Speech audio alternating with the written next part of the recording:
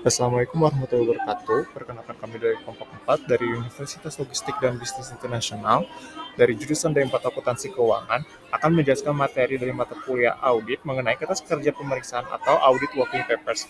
Sebelumnya perkenalkan nama saya Muhammad Entiasur dengan nomor akhir NPM-nya itu 30. Di sini ada rekan-rekan saya. Nama saya Citra Lestari dengan akhiran NPM 32. Saya Zikina Bargas dengan akhiran NPM 37.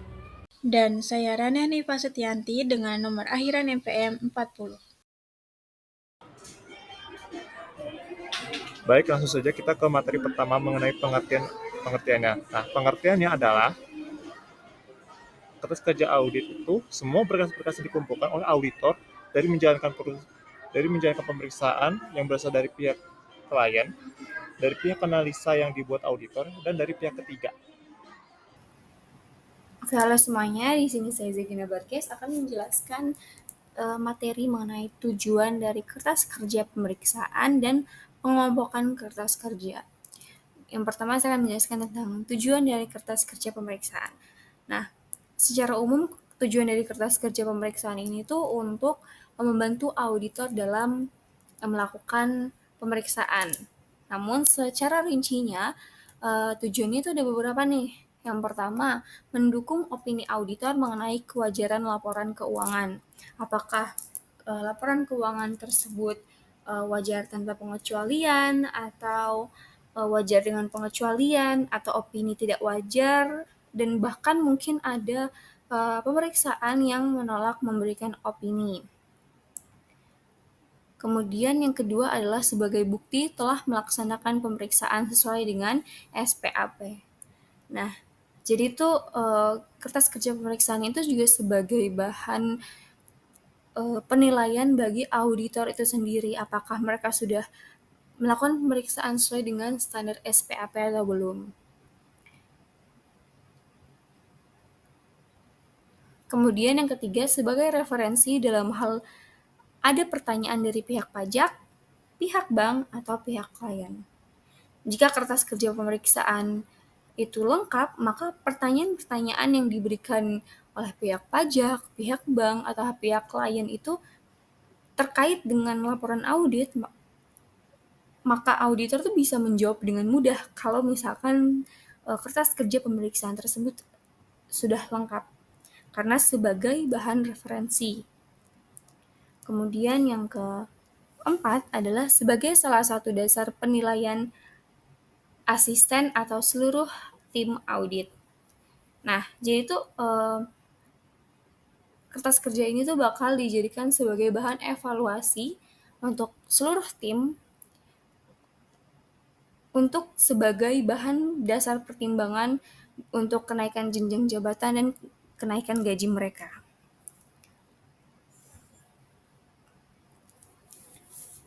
Nah, kemudian pengelompokan kertas kerja. Pengelompokan kertas kerja itu ada 3. Ada current file atau berkas tahun berjalan, ada permanent file atau berkas permanen, dan ada correspondence file atau berkas surat menyurat. Apa sih bedanya dari masing-masing pengelompokan kertas kerja ini? Yang pertama, current file. Current file itu tuh berisi kertas kerja yang relevan dengan audit tahun berjalan. Contohnya seperti neraca saldo, berita acara kas opnam, rekonsiliasi bank, rincian piutang, persediaan, dan lain sebagainya.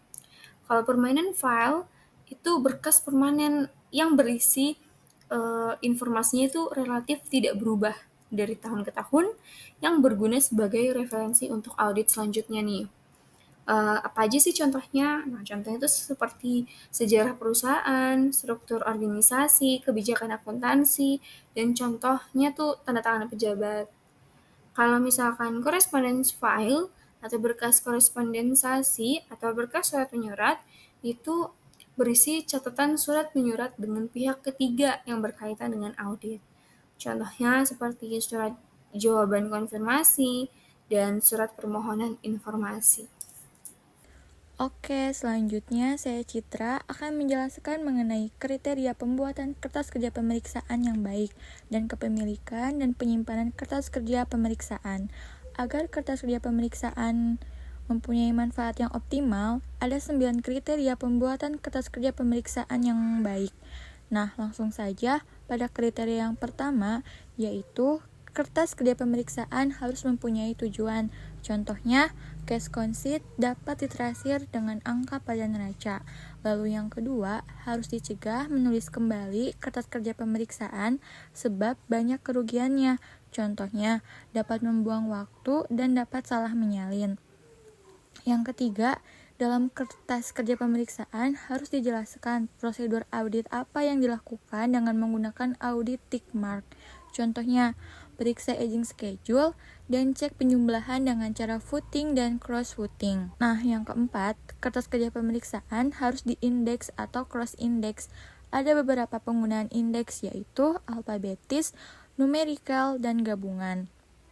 Yang kelima, kertas kerja harus difarap oleh orang yang membuat dan mereview working papers sehingga dapat diketahui siapa yang bertanggung jawab. Lalu yang keenam, setiap pertanyaan yang timbul pada review notes harus terjawab. Tidak boleh ada open question atau pertanyaan yang belum terjawab. Kriteria yang ketujuh yaitu pada kertas kerja pemeriksaan harus dicantumkan sifat dari perkiraan yang diperiksa, prosedur pemeriksaan yang dilakukan, dan kesimpulan mengenai kewajaran perkiraan yang diperiksa.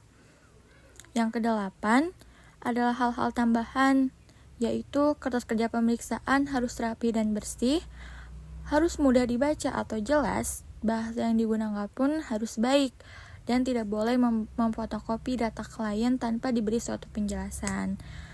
Nah, kriteria yang terakhir, yaitu di bagian muka file kertas kerja pemeriksaan, harus dimasukkan daftar isi dan indeks kertas kerja pemeriksaan dan contoh farap seluruh tim pemeriksa yang terlibat dalam penugasan audit tersebut. Nah, selanjutnya ada 4 kepemilikan dan penyimpanan kertas kerja pemeriksaan, yaitu yang pertama, kertas kerja pemeriksaan adalah milik akuntan publik. Hak auditor sebagai pemilik kertas kerja pemeriksaan terikat pada batasan-batasan moral yang dibuat untuk mencegah kebocoran-kebocoran yang tidak semestinya mengenai kerahasiaan data klien. Lalu yang kedua, walaupun sebagian kertas kerja akuntan publik dapat digunakan sebagai sumber referensi bagi kliennya, namun kertas kerja pemeriksaan tersebut tidak dapat dianggap sebagai bagian atau pengganti dari catatan akuntansi klien tersebut. Yang ketiga, bila ada pihak lainnya ingin meminjam atau mereview kertas kerja pemeriksaan, baru bisa diberikan atas persetujuan tertulis dari klien yang bersangkutan. Sebaiknya hanya bagian yang diperlukan saja yang dipinjamkan atau diperlihatkan. Lalu yang terakhir, yang keempat, akuntan publik harus mengambil langkah-langkah yang tepat untuk keamanan kertas kerja pemeriksaannya dan menyimpan kertas kerja tersebut sesuai dengan peraturan pemerintah yang berlaku minimal 5 tahun. Baik, di sini saya Rani Hanifa akan menjelaskan mengenai Working Balance Sheet dan Working Profit and Loss.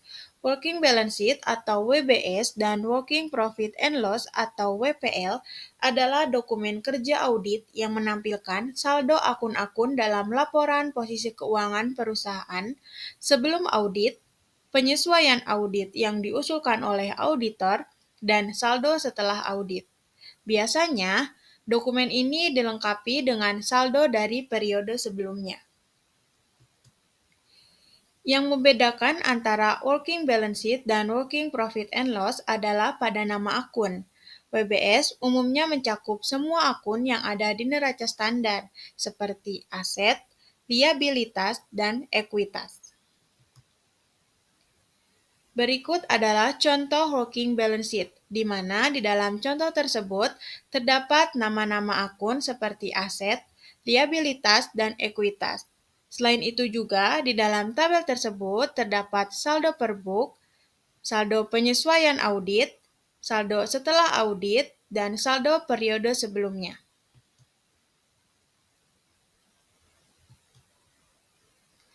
Pada Working Profit and Loss, umumnya mencakup semua akun yang ada di laporan laba rugi, seperti pendapatan penjualan, harga pokok penjualan, laba kotor, beban operasional, laba operasi, pendapatan, laba sebelum pajak, beban pajak penghasilan, dan laba bersih. Berikut adalah contoh working profit and loss, di mana dalam contoh tersebut terdapat nama-nama akun yang terdapat di dalam laporan laba rugi. Selain itu juga, di dalam tabel tersebut terdapat saldo per book, saldo penyesuaian audit, saldo setelah audit, dan saldo pada periode sebelumnya.